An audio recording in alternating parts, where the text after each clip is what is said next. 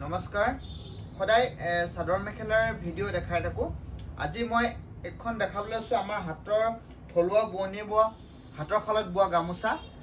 দেখিছেনে চলি কি হয়, কাপোৰযোৰটো মই পিন্ধি দেখাব নোৱাৰোঁ, কিন্তু গামোচাখন আমাৰ নিজৰ বস্তু, সেইকাৰণে কান্ধত লৈ দেখাইছোঁ। এখন একদম পূৰা আপোনাৰ মাটিশালত আমাৰ থলুৱা গামোচা হয়। এনেকুৱা বুটা কৰা আছে, কেনেকুৱা লাগিছে কটনৰ। বহুত সকল গ্ৰাহকে এখন ধুনীয়া ফুলাম গামোচাৰ কাৰণে, ঘৰৰ দেউতাৰ কাৰণে বা দৰা বৰণৰ কাৰণে, ককায়েকৰ কাৰণে এনেকুৱা এখন গামোচা বিচাৰে, কিন্তু কেতিয়াবা আহি বিচৰা মতে ক'ৰবাত নাপায়।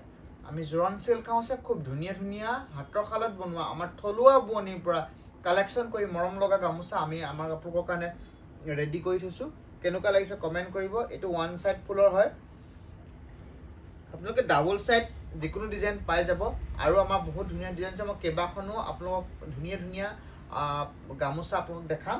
এইখনৰ লাইনটো এইটো হয়।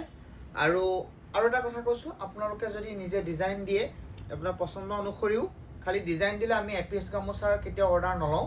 যদি আপোনালোকে সৰহকৈ বিচাৰে 20খন 30খন 50খন এনেকুৱা ধৰণৰ হেভি গামোচা বনাব বিচাৰে, আমাৰ ওচৰত শালত বনাব পাৰিব। কেনেকুৱা লাগিছে কমেণ্ট কৰিব। আৰু দেখাই আছে এখন বেলেগ গামোচা, এখন বেলেগ ধৰণৰ গামোচা, সেইখন দেখালোঁ। আমি কেইবাটাও ডিজাইনত ধুনীয়া ধুনীয়া গামোচা বনাইছোঁ। কেনেকুৱা লাগিছে? আৰু মনৰ মানুহজনক, আপোনজনক বেলেগ এটা বস্তু গিফ্ট দিয়াতকৈ এনেকুৱা বস্তু এটা গিফ্ট দিও আপুনি ভাল লগাব পাৰে। ল'ৰাকেইজনকো কৈছোঁ, ধৰ্মীয় অনুষ্ঠান, ভাগৱত, ঘৰৰ অনুষ্ঠান তেনেকুৱা কাৰণে খুব ধুনীয়া এনেকুৱা গামোচাখন লৈ নিজক অসমীয়া বুলি, আৰু গামোচাখন ল'লে কেনেকুৱা লাগে সেইটো আপোনালোকক ক'ব নালাগে। সকলোখিনি মানুহে কয় যে এখন খুব ধুনীয়া ফুলাম গামোচা বনাবাচোন তোমালোকে। আমি আৰু বহুত ধুনীয়া ধুনীয়া গামোচা বনাই থৈছোঁ, তথাপিও মই কেইপিচমান অকণমান কান্ধত লৈ আপোনালোকক দেখাইছোঁ। আৰু এখন বেলেগ গামোচা মই দেখাইছোঁ, চাই লওক। এইখন কেনেকুৱা লাগিছে? এখন বেলেগ ফুলৰ গামোচা। গতিকে বহুত ধুনীয়া ধুনীয়া গামোচা আনিছোঁ, আপোনালোকে আহক। মনৰ পচন্দৰ মানুহজনক বিয়াত দৰা বৰণৰ কাৰণে দিবলৈ, সখীৰ কাৰণে দিবলৈ।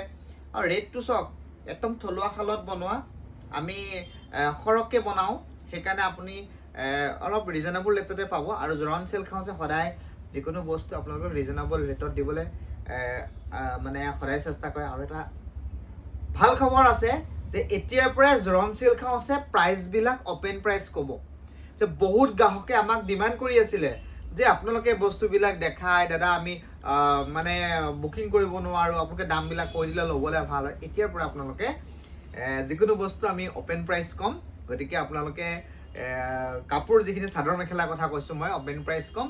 ধুনীয়া ধুনীয়া বস্তু ৰিজনেবল অনলাইনত বুকিং কৰিব পাৰিব, আপোনালোকে ল'ব পাৰিব। আৰু এখন দেখাইছোঁ খুব গৰ্জিয়াছ টচৰ গামোচা, চাই লওক। ধুনীয়া লাগিছেনে?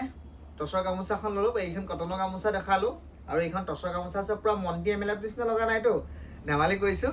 তো ভাল লাগিছে, ভাল লাগে, কাৰণ গামোচাখন ল'লে নিজৰ কনফিডেঞ্চটোৱে বহুত ভাল লাগি যায়। কাৰণ আমি অসমীয়া, গামোচাখন মেইন বস্তু। জয় আই অসম।